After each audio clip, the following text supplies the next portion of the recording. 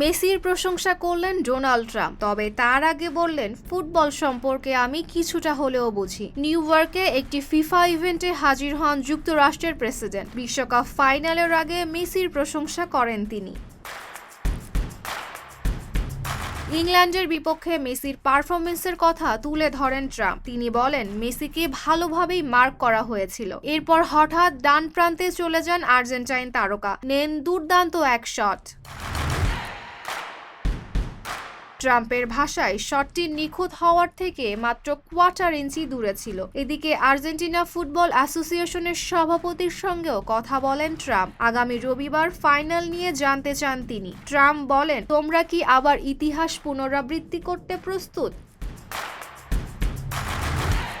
অন্যদিকে ইংল্যান্ড ম্যাচের পর ফকল্যান্ডস ইস্যুতে একটি ব্যানার প্রদর্শন করে আর্জেন্টিনার খেলোয়াড়রা। এটি ফিফার আচরণবিধি লঙ্ঘন হিসেবে দেখা হচ্ছে, ফলে শাস্তির মুখে পড়ার ঝুঁকিতে রয়েছে দলটি।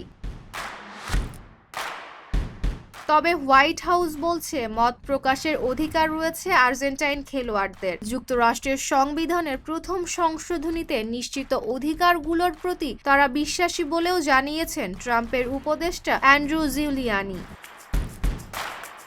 Desk report, Dhaka post.